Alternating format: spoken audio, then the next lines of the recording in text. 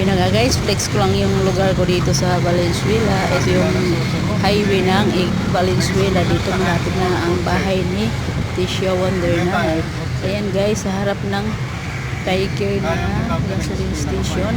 Yan, kakaliwa si Wonder Nanay dyan. Yan, dire-diretso na sa kanilang bahay sa F. Bautista, Valenzuela City. And guys, ayan, pakaliwa na yan. Pakaliwa na yung sasakyan namin dyan. Yan, dire-diretso na yan. Yung lugar ni Tisha Wonder Nanay ay paikot-ikot. Ayan pa si kuya, naglalakad, walang payong. Ayan kuya, magpayong ka, ang init-init. O, tinan mo si kuya, walang payong. O, yan na nga guys, malapit na kami dyan. Ang lugar namin ay spaghetti, pababa, paliko, ng paliko.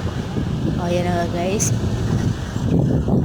Okay guys, thank you for watching. Bye.